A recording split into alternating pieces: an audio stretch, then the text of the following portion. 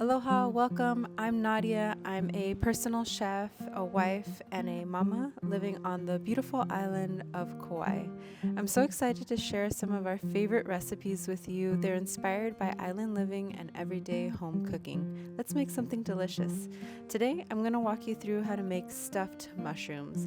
I have some tips and tricks that can help you to get this recipe to be more elevated and flavorful.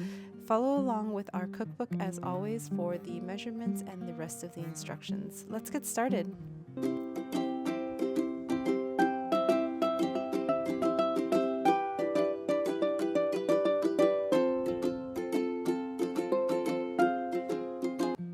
Okay, so to start us off, we are going to rinse or wash off our mushrooms and then drain those or strain those through a colander. Then I'm going to take some napkins. Like to take a good amount of these so that they can absorb the rest of the water and any dirt that's left over from these mushrooms. You can roll them like you see me doing here to get any excess moisture, and you can always set them off to the side for a little bit if you'd like.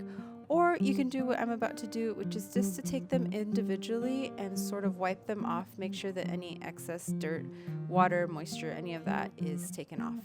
All right, now we're going to take the tops off or the stumps off of the mushrooms. This is really important to keep these. Don't throw these away because we are going to use this in our stuffing.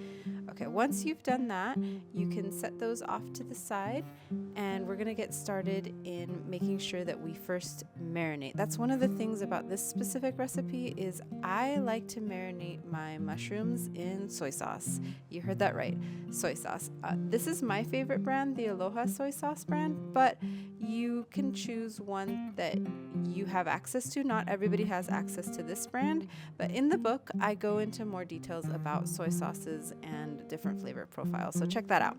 Okay, again, we're marinating these for about 5 to 10 minutes, and one of the things I like to do when I put them in the Ziploc bag is to make sure that the heart or the puka, the hole that's in the mushroom, that gets some of the soy sauce. So that's why I'm flipping these backwards and forwards and all around, because you want to make sure that that's where the soy sauce is actually going to absorb everything through and get all of those flavors. Okay, I'm going to set those off to the side and work on my stuffing in the meantime. As always, you know me, I love myself some fresh garlic, so get yourself some fresh garlic, and we're going to go ahead and mince these three things. We're going to mince our garlic, our shallots, and our mushroom stumps. As you know, my favorite garlic press, Joseph & Joseph. I love this thing. It's so easy to clean. Okay, next, we are going to then mince our stumps. These are really sensitive, so just make sure to make thin lines and then go in to mince them. But again, you're really wanting to get the flavor of these, so as small as you can possibly get them would be best, because remember, your friends, your family, the ones that you're making this dish for are going to take bites into this, and you don't want a big mushroom bite, same as you wouldn't want a big piece of shallot in there. So try to, as best you can, get this as consistently sized as you can. And one of the ways that I do this is, besides making those little slivers on the shallot, I'm also going to go ahead and chop these up even more to make sure it's consistent. As you saw, I like to have a jar, a bowl, something to toss my trash off to the side. This is one of those little chef tricks that really helps to save you time to and from the trash can, and to just help clean up your space around you. That always helps keep your sanity. Okay, so to a warmed skillet, I'm going to add some olive oil and then the rest of what I minced up, and then completely saturate that in that oil and saute it. I'm going to add a little bit more olive oil because for my taste, I like for all of my ingredients in this stuffing to be a little extra like crispy and just have a little extra flavor. So while that's cooking off, I'm going to take out my mushrooms. Okay, so remember that these have been in soy sauce, so you don't want to take all of the soy sauce out. You just want to make sure you leave a little bit, and you'll see once we pop those in the oven, they'll come back with a little excess, and I'll show you what to do once we get there. In the meantime, in a glass safe container, you're going to let your stuffing cool down. You're going to do this by setting this off over to the side, and then in the meantime, while that's cooling and letting that hit a little bit more of a room temperature, I'm going to get my cilantro ready. Now, you can use parsley. If you've got parsley and you prefer the flavor profile, please by all means use that. I had cilantro and I love using that with this recipe, so that's what we're going to do. But you can substitute this to what you enjoy. Same thing, we're dicing that really, really small, a consistent flavor profile for this. A little tip for your cream cheese: when you're starting this recipe, go ahead and take it out of your refrigerator so it hits more of a room temperature. This will really help when you incorporate all of the ingredients. All right, I have my egg as well in my little trash bin. Then we're gonna incorporate your shredded Parmesan cheese. Now, if you like to shred your own Parmesan cheese fresh, please by all means do that, because that's amazing. I love that. But if you don't, you can go ahead and use a pre-shredded cheese. That's just as fine for the Parmesan.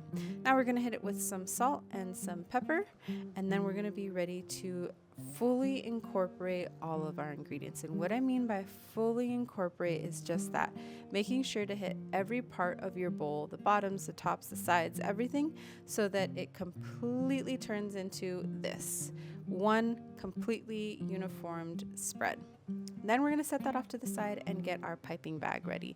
If you do not have a piping bag, I'm going to show you what to do with a Ziploc bag. You can use a glass jar, like I'm using a mason jar, or you can use a glass cup. Anything to hold your Ziploc up will really help keep this process a lot easier, and it's just not as messy too, which always helps. Then you're going to take as much air as you possibly can out of this Ziploc bag, because any air pockets are going to sort of create a problem for you later on when we are filling our mushrooms. So if you can take out all of the air, please do. All right, next I'm going to take out my mushrooms from the oven, let those hit room temperature a little bit, and then, as you see me doing here, I'm going to take out any excess soy sauce that was what the marinade was originally, and let those set off to the side and cool, and then fill them up with my piping bag.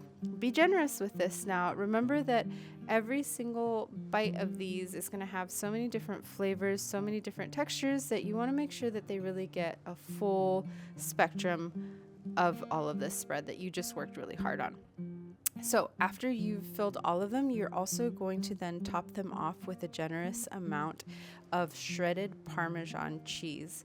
Now, if you can, remember that when you're putting this Parmesan cheese on, you're going to mentally visualize that they're going to roast and have sort of like a golden, crispy brown crust. It's amazing, by the way. You're going to love this recipe. But they're going to have a golden crust on top, and you want to keep an eye that that doesn't burn. So don't go too far from your oven.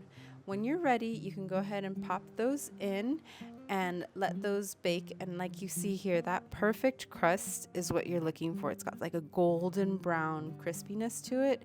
It totally elevates this recipe, and it's such a perfect way to entertain friends, family. You can hit it off with a little bit of parsley or cilantro, whatever you're deciding to garnish it with. But it's such a delicious bite. I hope you enjoy it. Follow along with the cookbook for more information, and I can't wait to see you on the next one. Aloha.